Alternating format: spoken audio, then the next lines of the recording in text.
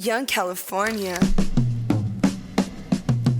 Deuce this place, man. Young California. Ski Lodge, let's go, man. I got the money in the pile. Yeah. Once you get a little, they just wanna take you down, cuz we've been going hard for too long. For those of you that don't know, this is Ned Cameron, the Alumni Music Group's in-house producer.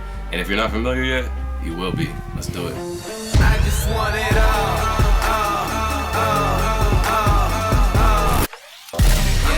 I said you ain't gotta live. You can tell them that I've been from hell and back. Hell and back ain't no trip for me. Please, Satan, don't hold me back. We've been going hard for too long. Can't get enough what it's you on. Wait until the sun goes down. Then you know how it go down. Then you know how it go down. Thank you for sitting with us. Yeah, man. Thanks for having me. You're actually from the Bay. I'm from San Mateo. Shout out to Matteo. Shout out Matteo, 650, 650. So how'd you get into producing, man? I was always into music growing up. Like if I went to a movie with my mom or if my dad took me to a movie or something, I'd come back and I'd play like the theme song on the piano. Towards high school, I started playing in bands and I was really just like, I had an electric guitar because I was trying to be cool. And at the end of high school, I started getting serious in like a couple different bands and touring, and then overnight, like I just became obsessed with music theory, you know, stuff like ear training and sight performing and sight reading and stuff like that. When it came to music, it came almost effortlessly. Like I just understood it, like reading music, writing music. I got myself a full ride to the Conservatory at Chapman. Music schools are kind of like learning more modern things like recording and doing stuff like this and actual producing. Conservatories are more academic, it's very classical. You wake up at 8 a.m., you conduct orchestras, and then at 10 a.m. you're doing sight singing, sight reading, and then at noon you're taking your piano lessons, and then at 2 p.m. you're learning, you know, Italian so that you can sing in the. It's just like learning music, not learning technology. Around my sophomore year, I'd already completed most of the courses I needed for the major, and I ended up getting really sick, and I had to leave for like 8 months. I lived in the hospital. I lost my full scholarship. And I was sick and moving back to the Bay. That's when my personality changed. Everyone in the school I was in was like, you know, they turn their nose up to pop music or hip hop. It's like a primitive form of music to them. And so once I got sick and I left, I like my personality, it just like switched up. Like I was living in the hospital for 8 months, so I just started, there was nothing else to do.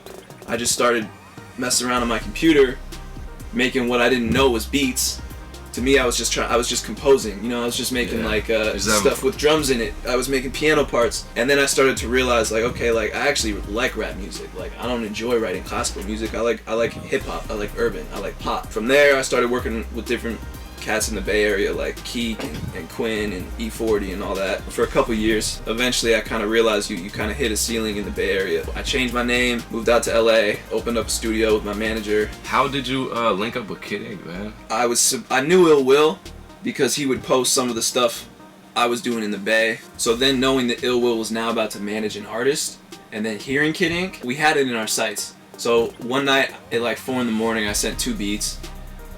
It was the first time I sent any beats for Ink, and one of them was I Just Want It All. That was like the fan favorite. Then the second beat I ever made for Ink was Time Your Life, which was like the first official single.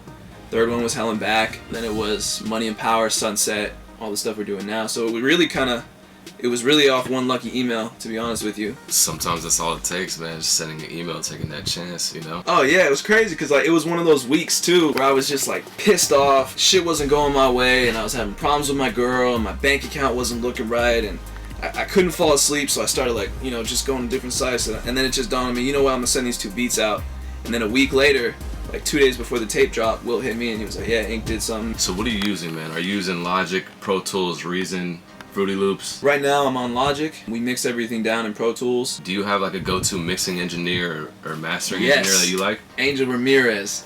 Shout out Angel Ramirez. That's my man. Shout out Jay Leos. We did Up and Away together. We did every single, you know, big record I've done up to date together. How do you like to start your beats, man? Do you have a melody in your head, you lay that down first, or do you start with some hard drums, or what do you do? I definitely don't start with drums. Drums are like my least favorite parts to do in beats. Like if I could, I would just do the music. Yeah. So I always start with like a progression and a melody, like counterpoint. Mm-hmm. So like something happening with the left hand, something happening with the right hand, and then tweaking it. If you listen to like Time of Your Life, like there's chords in the left hand, and then there's dun, dun, dun, there's, you know what I mean? Right. So I'll do melody and progression kind of at the same time, and then I'll bring in like all the other instruments, and then I'll put the drums in pocket where they fit, and then try to mix it so that the drums really pop. Do you sometimes like having an artist in the studio with you while you're making the beat to kind of like, oh yeah, I like that. No, I don't. Or do you kind of feel like it's too many cooks in the kitchen? I mean, it depends on the artist. You know what I mean? Yeah. Because some artists are so ADD and so impatient. If you have an idea and you're sitting down, you're like, okay, I'm gonna make this bass line like this. The 10 seconds you start it, you have like 20 steps of how you're gonna get it to where you're hearing it. And if they're too ADD and they're like, you know what, I'm not fucking with that, Ned. Like da da da da. Like, but you know, most artists have patience. So I have to say I like having the artist in there with me. Yeah. Because I can just cater it to them, and you know, because I'm more of a composer, like I feel like I can morph into like different genres and sounds and styles like that. Do you find it hard to kind of follow up with that single that you had that was so huge? Once you get your first big record, it's almost like a mind fuck. You gotta like, because the next time you go to sit down, you're thinking about making a hit record. Yeah. And when you're thinking of making a hit record, you make a record that sounds like someone who's trying to make a hit record. When I made Time of Your Life, I wasn't trying to make a hit record. I was just making music. So I'm just trying to really not so much worry about following up with it, but worry about not losing my mind state that I had before there was any radio play or before Ink was like a big deal and the alumni started taking off more.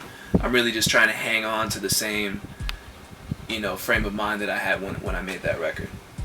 That's so true, man. That is the perfect answer. Because when you think too much, you're not gonna create like you did before. Yeah. You're thinking, oh, I need to make a hit. Yeah. How am I gonna stay on the radio? Yeah. What am I gonna do next? You know, what am I gonna do to this, that? You know, and that's when the records start.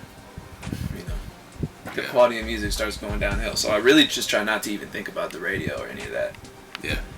Good, man. And also, I want to know, do you have any advice for future up and coming producers that kind of, you know, want to get out there and stuff? I mean, I have to say, probably, you know, along the lines of a similar thing, like, you know, just make sure you stay true to yourself and your music. Don't let all this, like, Hollywood bullshit, radio play, A&R executives, deals on the table, you know, the women, whatever is in the scene that comes to you and flocks to you once you've made it, don't let that be your validation for what means you made it. Well, you know what I'm saying? Like, you make it every time you make a crazy record, whether it's a top 10 or you know, it's a viral record or whatever. And just, you know, realize that making it isn't being on the radio. It's not all this shit you're looking for. Because once you get that, you know what I'm saying? You're gonna question. You're gonna run into all these problems about like, okay, so now what am I making music for now? Just focus on making great songs that people like and like having fun and like enjoying making the music. You know what I'm saying? And that's how you're gonna make the best records. So you actually had a part in making Reason to Hate also. Yeah. With Philly Phil. Yeah, man, that was a huge honor, man. The fact that he reached out for the new one with Neo and Wiz and Tiger was such a blessing. I came in, he had the vision, the record pretty much cut and written, and everything was there, and then I just kind of like, you know, sprinkled my touch on it a little bit and like made some arrangement changes, added some textures to his leads, added some drums to his drums. Really just took what he had and tried to bring it a little bit further. We just had Philly on Producer's Place too. Oh yeah? And he was talking exactly about, you know, being like a conductor, and sometimes you gotta, you know? You can hear in a record when there's 8 minds. When one mind made the piano, one mind made the drum part, one mind did this, one mind did that, and then the producer brought it all together. So when you have one person, the same person is doing the snare, is doing the kick, is doing the piano, is doing the lead, is doing the transitions, it can get a little bit stagnant. So that's why, you know, it's so much fun to collab with, like, you know, other producers, especially ones like Philly Phil, who, you know, I've grown up looking up to, and, you know, it was just a great time, man. Shout out Philly Phil.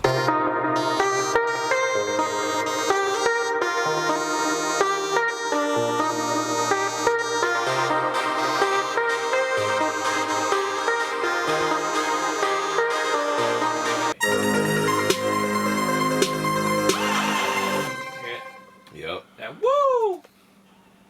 I see you use that in the last one too. Yeah, nice. Yeah, that's like one of my favorite vocal samples. Young California.